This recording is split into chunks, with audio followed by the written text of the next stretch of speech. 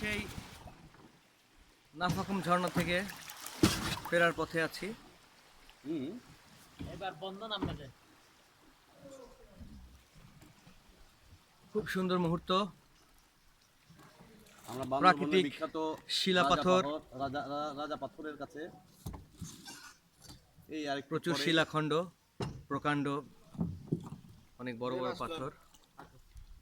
Engine বোটগুলোর engine already বন্ধ করে দেওয়া হয়েছে। ওইটা বাম পাশে নিতে বলতে আমাদেরকে নির্দেশনা দেওয়া হয়েছে স্টিকটা যেন বাম হাত পাশে। বাইরে আরে বাবা না রাখি। নিবনি আমারটা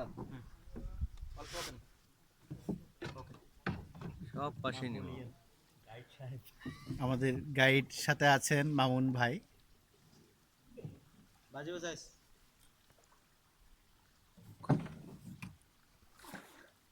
ভীতিকর একটা সুন্দর পরিবেশে এগিয়ে চলছি আমরা। প্রকৃতির অপরূপ নিদর্শন, প্রকৃতির চরম লীলা খেলা। এবং এখানে সেই খেলার মনে হয় বাস্তবায়ন। সুন্দর একটা কথা বলছে, সৌন্দর্য এবং ভীতি, ভীতিকর সুন্দর।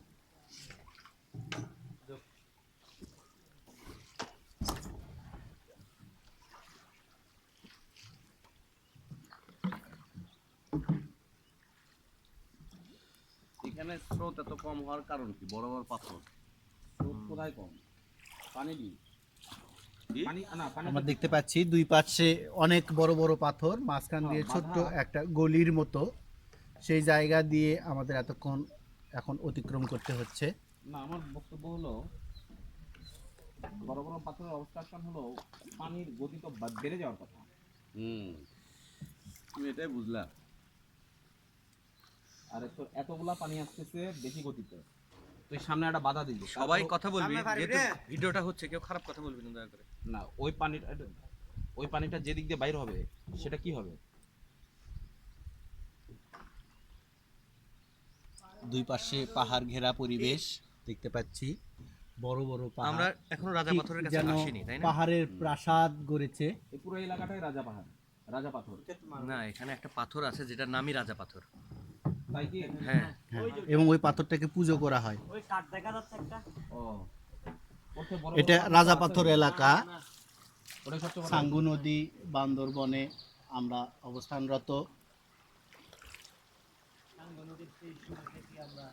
তুমি এখানে কালারটা দেখো, এই যে মাল্টি কালার, এই যে উঠছে কত সুন্দর নৌকা গেছে।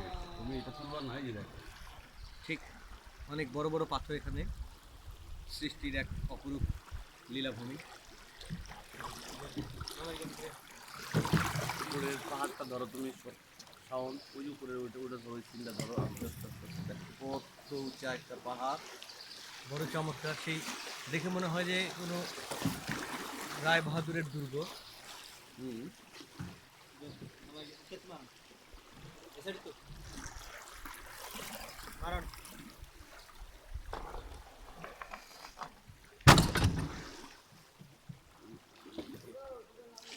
একটু বাম দিকে দিলে ওই সামনে এবারে হইতেছে তোমার হলে না মার দেয়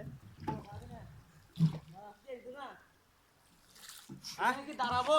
হ্যাঁ হ্যাঁ, রাজা পাথরে ওঠা যাবে তো না? যাই না ওঠা নিষেধ। কেমনে উঠবি তুই দেখি তো কত। না, ছোট একটা পাথর আছে। আমরা ঠিক সামনে একটা পাথর দেখতে পাচ্ছি।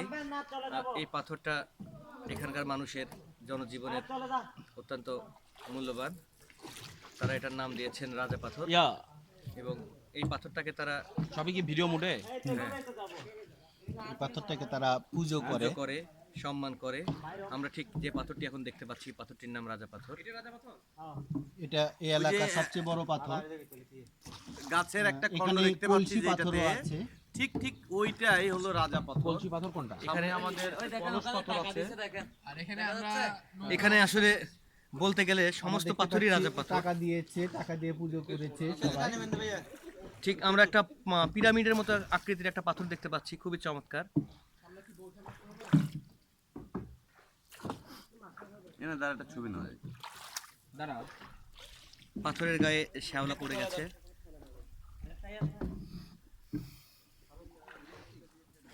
বৃষ্টি প্রত্যেকটার থেকেই ফেরানো খুব দায়, কারণ কোনটার থেকে কোনটা বড় হ্যাঁ, এটা ঠিক, এক দৃষ্টি নন্দন।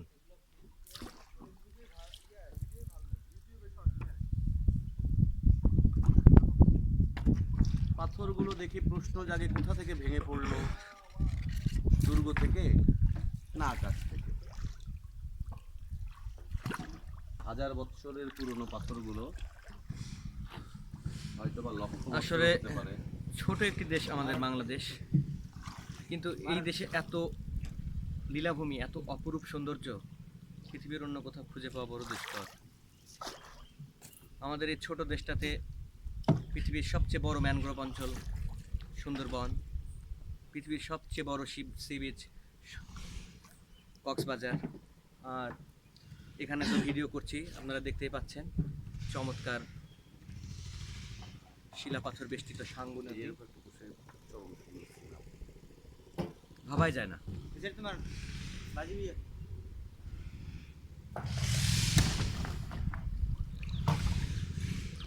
মারন পুরে মারন।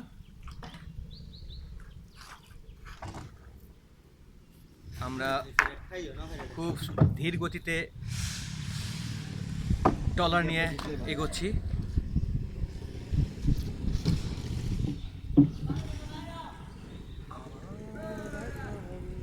আর তাড়াতাড়ি বাইরে বকান এটা।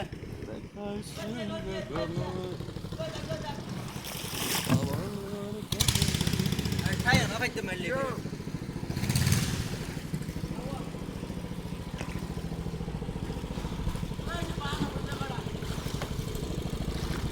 মাঝে মাঝে কে তোমার এত বড় পাহাড় দেখে মনে হয় আকাশ ছুঁয়ে গেছে। মারো।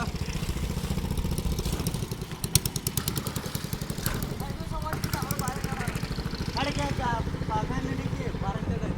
নানি করা আছে। তো হঠাৎ করে ইঞ্জিন স্টার্ট দিল কেন? একা তো। আর তো সময় লাগে বাইরে থেকে চলে যা। মেঘমুক্ত নীল আকাশ। কে তোমার বাইরে পিছনে আমাদের সহযাত্রী সব বন্ধুগুলো যে ওরা আপ্রাণ চেষ্টা করছে অল্প স্রোতের মধ্যে নৌকাটাকে সঠিকভাবে অলি গলি পেরিয়ে পাথরের গা ঘেঁষে